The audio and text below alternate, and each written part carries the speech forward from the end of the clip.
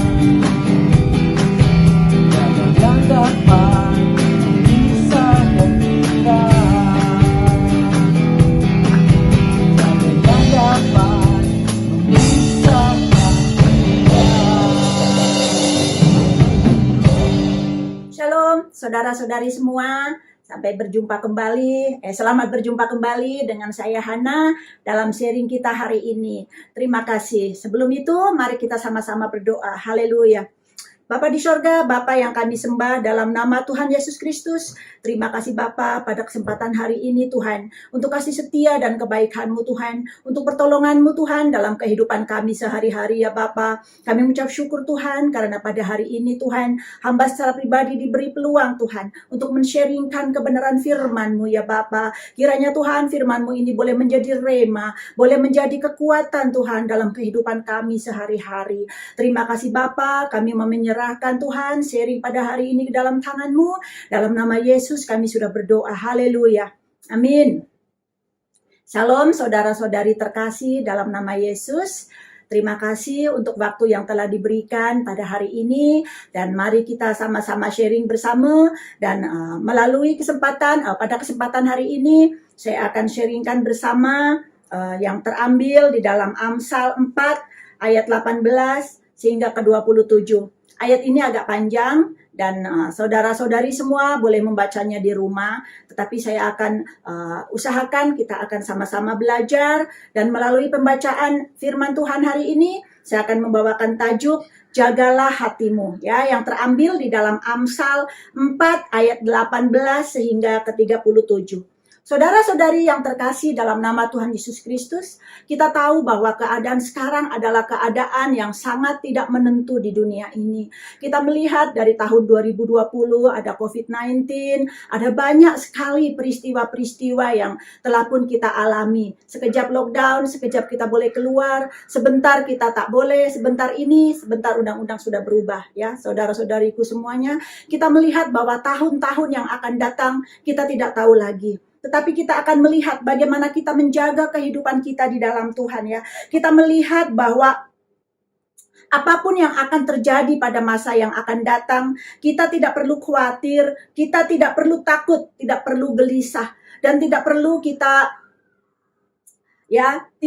kita merasa bahwa kita seperti seolah-olah seorang diri. Kita tahu bahwa kita itu mempunyai Tuhan yang sudah menyediakan yang terbaik di dalam kehidupan kita. Bahkan Tuhan juga telah pun menyediakan rancangan yang indah untuk masa depan kita. Apa yang kita lakukan adalah, marilah kita sama-sama menjaga hati kita, menjaga kehidupan kita sehari-hari, ya. Di sini melalui pembacaan firman Tuhan ini, kita akan melihat bahwa ada 7 langkah menuju kesiapsiagaan, ya, kesiapan kita dalam menghadapi masa-masa yang sulit, ya. Kita akan melihat melalui firman Tuhan seperti yang perikop yang kita lihat sebelumnya. Kita akan membaca di dalam Amsal 4 ayat 18 dan ke-19.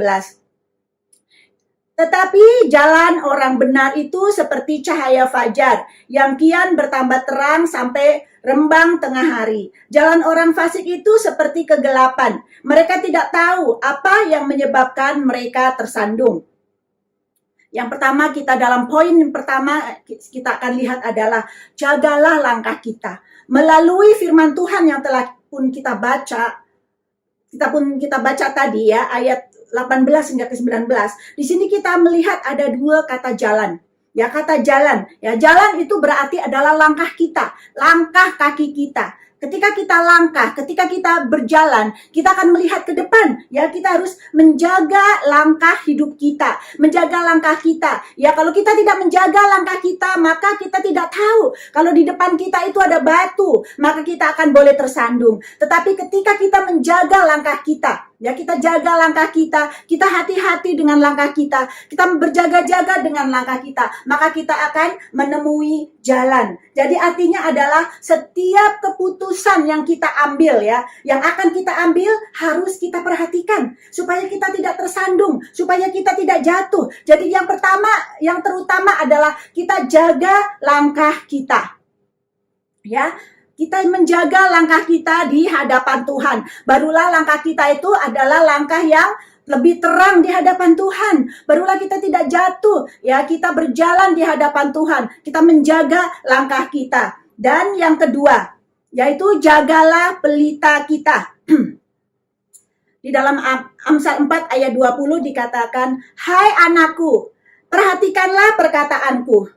Arahkanlah telingamu kepada ucapanku." Ya, perkataan ucapan, ya, di atas di sini adalah merujuk kepada firman Tuhan, ya, kepada ucapan Allah, ucapan Tuhan itu sendiri. Firman Tuhan itu adalah petunjuk yang kekal. Firman Tuhan itu adalah nasihat yang tetap, nasihat yang kekal bagi hidup kita. Tuh firman Tuhan itu adalah pelita ya, pelita yang berfungsi untuk menerangi jalan kita. Dan firman Tuhan itu adalah pedoman dalam kehidupan kita ya. Jadi firman Tuhan itu harus kita pegang erat-erat, harus kita perhatikan sungguh-sungguh. Karena firman Tuhan inilah yang menjadi sumber segala keputusan yang kita ambil ya.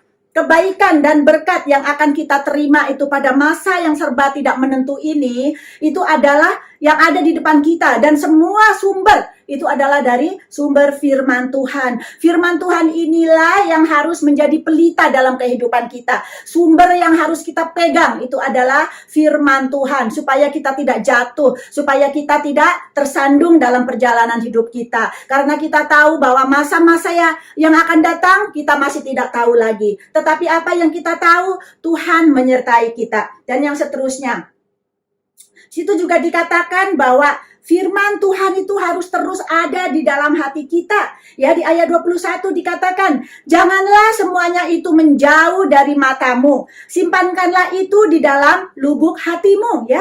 Orang yang memberikan perhatian penuh kepada firman Tuhan pasti akan dapat memenangi setiap persoalan dalam kehidupan kita. Pasti akan dapat menghayati dan memahaminya. Ya, jadi ketika kita merenungkan firman Tuhan, ya kita renungkan secara sungguh-sungguh. Jangan sambil lalu. Jadi supaya ketika masalah kehidupan menghadapi kita, menghalangi kita, ketika keadaan di depan kita tak menentu, ketika masalah hidup kita dilanda berbagai masalah dalam kehidupan kita, kita akan tetap kuat di dalam Tuhan. Karena apa? Karena hati kita terus berpaut di dalam Tuhan ya. Jadi kita harus terus menyimpan firman Tuhan itu di dalam hati kita. Jangan menjauh. Jadi simpanlah ya, simpanlah firman Tuhan itu di dalam hati kita. Janganlah menjauh dari matamu. Simpanlah itu dalam lubuk hatimu. Lubuk hatimu yang paling dalam. Jadi simpanlah firman Tuhan di dalam hati kita.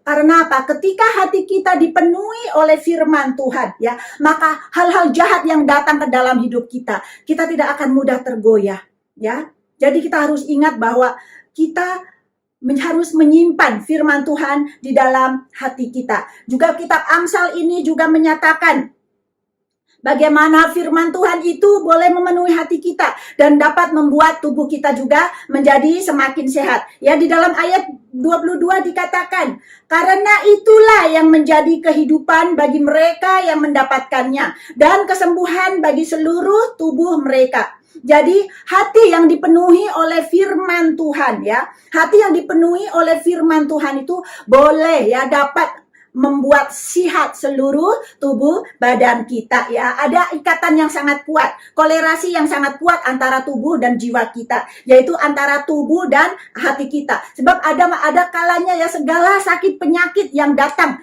dari tubuh kita itu adalah dari hati kita ya. Kalau hati kita penuh kekacauan, hati kita penuh kedengkian, hati kita penuh kecemburuan, kita akan mudah terserang penyakit. Terutama adalah penyakit sakit hati. Ya, karena sakit hati nanti kita malam-malam kita nggak bisa tidur. Kita teringat jadi, oh kenapa si Anu begini, si Anu begitu. Maka kita jadi tak dapat tidur.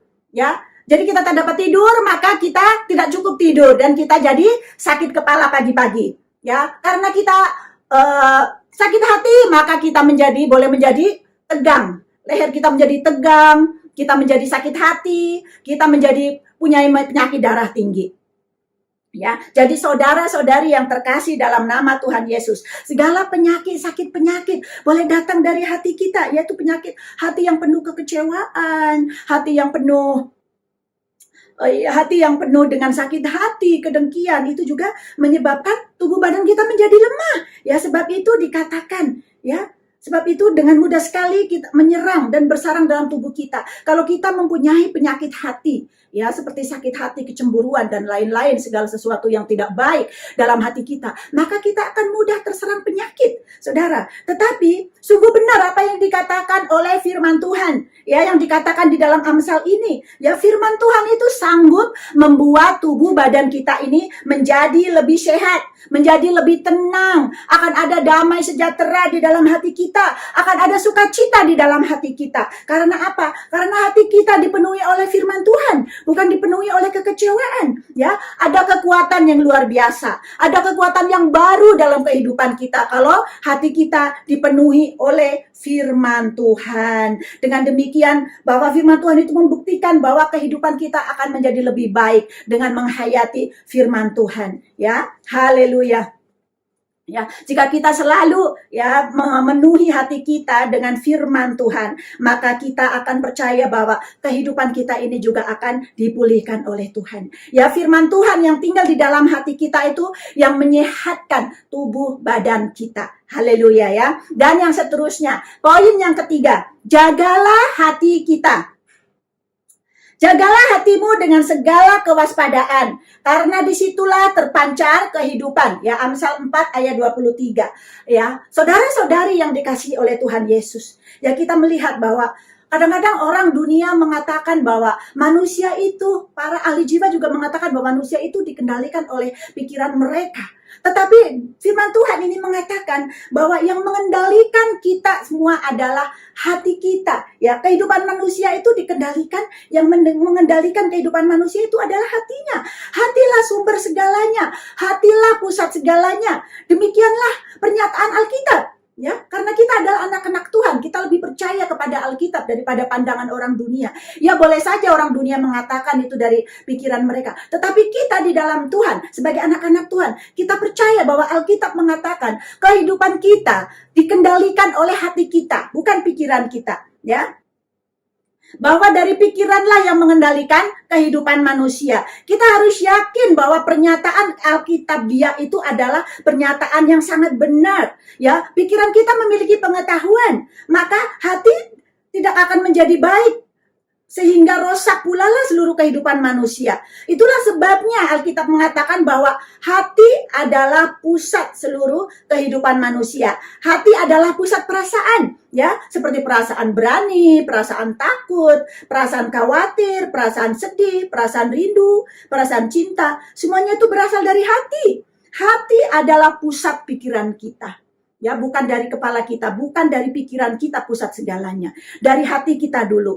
Dari hati kita, ya, pusat pikiran. Hati juga adalah pusat kehendak. Kita memiliki kehendak untuk berbuat baik, kehendak untuk berbuat jahat. Free will, itu semuanya adalah dari hati kita. Adakah kita mau memiliki hati yang taat kepada firman Tuhan atau hati yang tidak taat? Itu bukan dari pikiran, tetapi dari hati kita, ya. Jadi hati itulah yang paling utama, ya. Saya ingin mengajak saudara-saudari semuanya untuk membaca di dalam ayat-ayat yang lain yang berkenaan dengan hati yang kita bincangkan hari ini. Yaitu di dalam Markus ayat 20 sampai ke 23. Di sini dikatakan, kata Yesus, katanya lagi, apa yang keluar dari seseorang itu yang menajiskannya? Sebab dari dalam hati, ya, katakan sekali lagi, sebab dari dalam, dari hati orang, timbul segala pikiran jahat, percabulan, pencurian, pembunuhan, persinahan, keserakahan, kejahatan, kelicikan, hawa nafsu, iri hati, hujat, kesombongan, kebebalan. Semua hal-hal jahat ini timbul dari dalam dan menajiskan orang.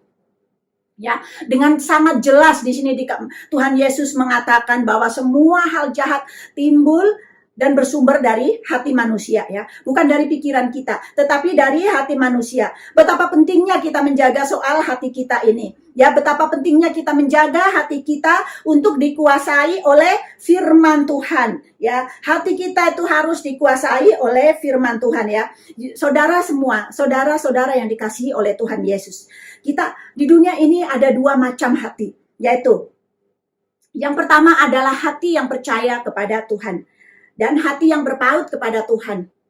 Dan satunya lagi adalah hati yang berontak kepada Tuhan, ya. Hati yang tidak percaya kepada Tuhan dan hati yang jauh daripada Tuhan. Untuk itu saudara-saudari semua yang dikasihi Tuhan Yesus, mari kita melihat dua hal ini. Mari kita melihat lebih jauh lagi tentang dua hal ini, ya. Alkitab banyak sekali, ya. Alkitab banyak berbicara mengenai hati manusia, yaitu kita juga akan lihat di dalam Yeremia 17 ayat yang ke-9 dan 10. Dikatakan demikian, betapa liciknya hati, lebih licik daripada segala sesuatu. Hatinya sudah membatu, siapakah yang dapat mengetahuinya? Aku Tuhan yang menyelidiki hati, yang menguji batin, untuk memberikan balasan kepada setiap orang yang setimpal dengan tingkah langkahnya, setimpal dengan hasil perbuatannya, ya. Haleluya. Kita melihat bahwa hati manusia itu sangat misterius. Siapa yang akan mengetahuinya? Dalamnya lautan masih boleh diukur, tetapi dalamnya hati manusia tidak seorang pun yang tahu. Seringkali kita melihat ya kalau scammer yang ada di Facebook atau online. Betapa cantiknya mereka, betapa manisnya perkataan mereka sebelum mereka mendapatkan uang kita, sebelum mereka menipu kita. Tetapi lihat apa yang mereka lakukan, ya, sangat mengerikan, ya. Jadi apa yang penting di sini adalah kita harus menjaga hati kita, sebab hatilah yang paling licik. Tiada seorang pun yang boleh melihat hati kita. Tiada seorang pun, walaupun secantik manapun muka mereka, kita tidak dapat membaca hati mereka, ya. Dan hati yang licik itulah yang melahirkan perbuatan-perbuatan yang sangat licik, perbuatan-perbuatan yang sangat keji, perbuatan-perbuatan yang sangat tidak baik dan merugikan orang lain. Dari hatilah segala sesuatu itu timbul, ya. Seperti yang dikatakan juga di dalam Alkitab bahasa Indonesia sehari-hari ditulis demikian. Hati manusia tak dapat diduga, paling licik dari segala-galanya dan terlalu parah penyakitnya, ya, dalam Yeremia 17 ayat 9, ya. Saudara-saudari yang dikasihi oleh Tuhan Yesus, apapun sakit penyakit yang berada di dalam tubuh fisik kita, mungkin itu tidak seberapa. Sakit tubuh badan kita, mungkin rematik, sakit kepala, semua ada obatnya. Tetapi sakit hati, siapa yang dapat melihatnya? Mungkin kalau kita sakit tubuh badan kita, tubuh kita terluka akan nampak. Kita akan pergi ke hospital untuk mengobati sakit penyakit itu. Ya, seperti saya dulu pernah kena appendix, pernah kena bedah. Boleh nampak sudah kena bedah, sudah sembuh. Kita akan pergi hospital. Tetapi sakitnya hati manusia siapa yang boleh melihat? Tak ada seorang pun yang dapat melihat. Tetapi anehnya, ketika kita mengalami sakit fisikal, kita akan mau cepat sembuh. Kita akan pergi ke hospital, kita akan pergi dokter, kita akan minum obat untuk segera sembuh. Tetapi lain halnya dengan penyakit hati. Seringkali ketika kita sakit hati, kita tidak mau cepat sembuh. Kita akan menceritakan dulu ke orang lain yang mungkin kita akan rasa, oh Jeng, aduh, sakit hati banget deh aku ini. Aduh, sakitnya tuh di sini, Jeng. Majikanku begini, suamiku begini, Jeng. Wah, jadi hati yang sudah tadinya sudah baik, air matanya mengalir lagi, dikorek lagi. Luka yang lama pun terkuat kembali. Wih, air mata berlinangan. Wih, sakit hatiku, Jeng. Tak mau sembuh, saudara. Itulah peliknya, bedanya hati manusia. Kalau kita sakit fisikal ya, kita boleh pergi ke hospital, ke rumah sakit untuk sembuh. Tetapi bila kita sakit hati, seringkali kita tak mau cepat sembuh. Kita mau menyimpannya terus di dalam hati kita, ya. Tapi jangan seperti itu, saudara-saudariku semuanya, ya. Kita harus mau sembuh. Kita harus mau sembuh dari sakit penyakit hati kita. Kita harus terus menjaga hati kita di hadapan Tuhan, ya.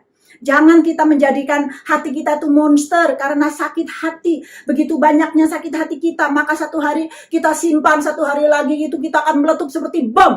Sakitnya tuh di sini. Sakitnya hatiku. Wah, pak.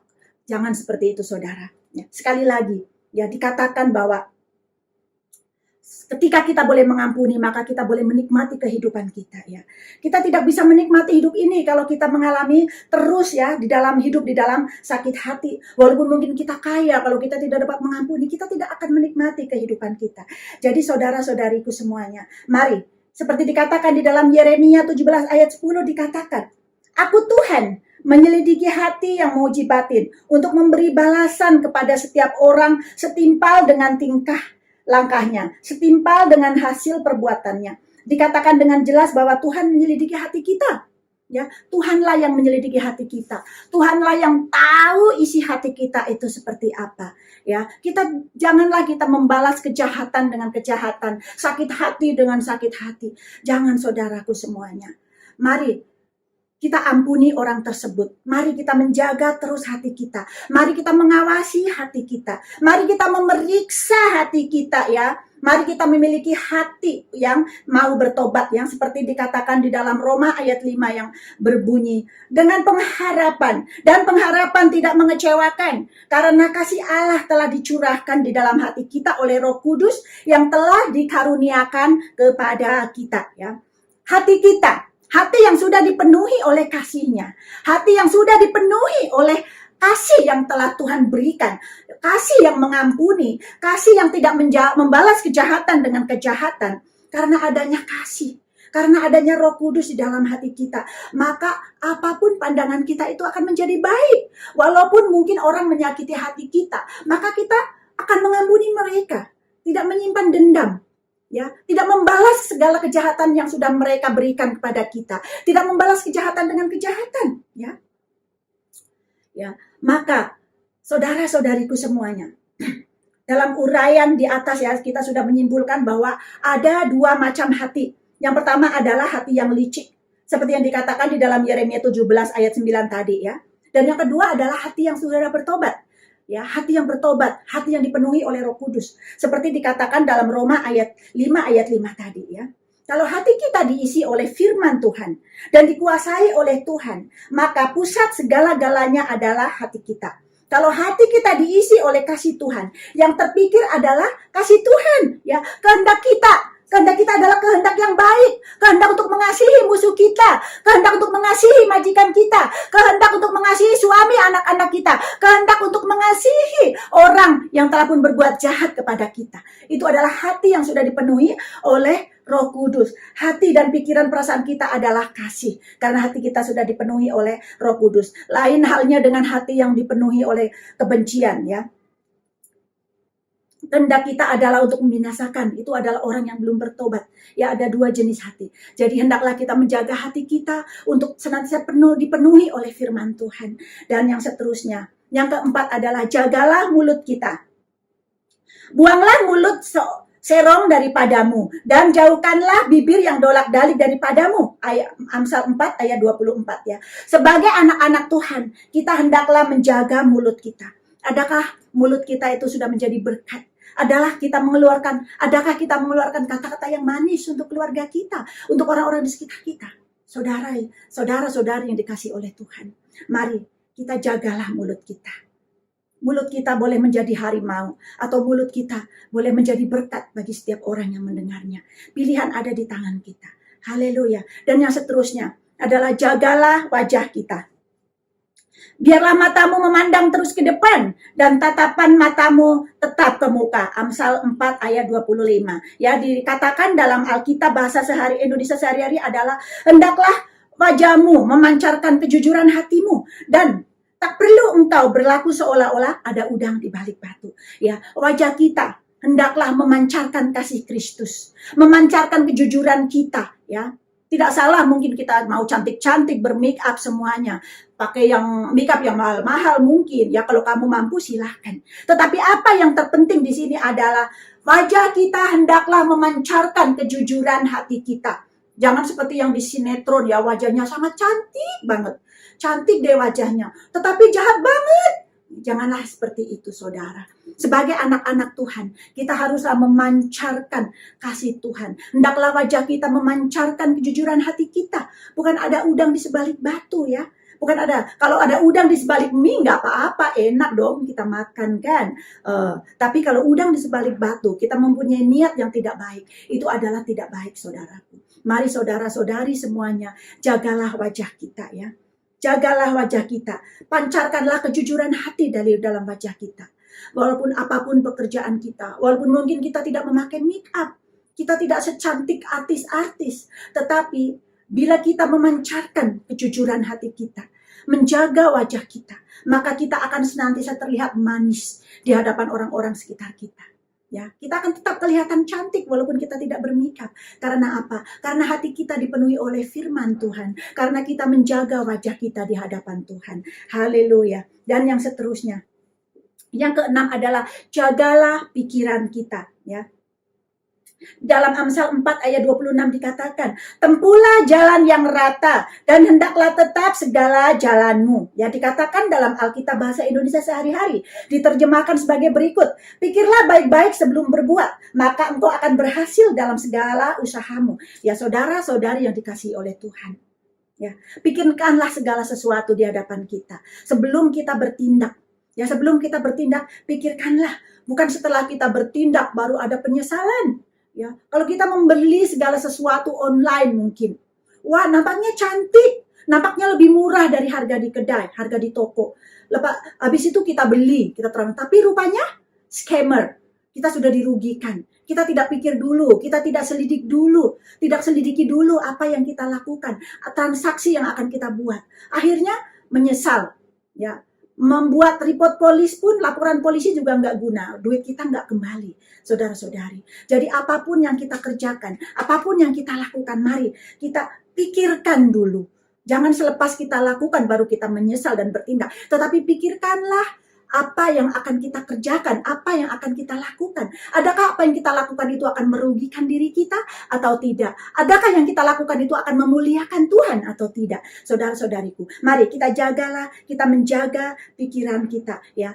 Biarlah apapun yang plan yang kita akan rencanakan di tahun-tahun yang mendatang, atau mungkin rencana-rencana saudara di tahun ini, biarlah kita serahkannya kepada Tuhan. Kita pikirkan, kita jaga pikiran kita di hadapan Tuhan. Ya, haleluya. Dan yang seterusnya saudara-saudari semua, dan yang ketujuh kita akan melihat adalah jagalah sikap kita. Ini adalah poin yang terakhir, ya. Jagalah sikap kita. Janganlah menyimpang ke kanan atau ke kiri. Jauhkanlah kakimu dari kejahatan. Ya, di dalam Amsal 4 ayat 27. Jauhilah yang jahat dan hiduplah dengan jujur. Janganlah sekali-kali menyimpang dari jalan yang benar. Saudara-saudari yang dikasihi Tuhan, marilah kita terus hidup di dalam Tuhan. Jangan menyimpang dari firman Tuhan. Jangan menyimpang ke kanan maupun ke kiri. Ya, kalau mungkin kita mau ke gereja, tapi tiba-tiba ada si telepon, ayo makan-makan. Saudara, mana yang saudara pilih? Pilihlah kita ke gereja. Dengarkanlah firman Tuhan. Ya, makan-makan nanti besok lusa pun kapan bisa lagi. Tetapi firman Tuhan harus kita dengarkan. Janganlah kita menyimpang ke kanan atau ke kiri. Ya, dikatakan, tetapi jauhkanlah kakimu dari kejahatan. Jauhkanlah diri kita dari kejahatan, saudara-saudari yang dikasih dalam firman Tuhan. Demikianlah firman Tuhan hari ini. Ya, dari pembacaan firman Tuhan yang telah kita lihat, dari 7 poin yang sudah kita baca hari ini, di sini kita akan melihat bahwa ada 3 sikap. Ada 3 sikap yang perlu kita waspadai, yaitu yang pertama, jauhilah yang jahat. Ya, manusia, hidup kita cenderung untuk lebih mudah untuk memilih sesuatu yang jahat daripada sesuatu yang baik. Ya, itu akan mudah sekali. Jadi saudara-saudariku semua, Alkitab menegaskan bahwa jauhilah yang jahat.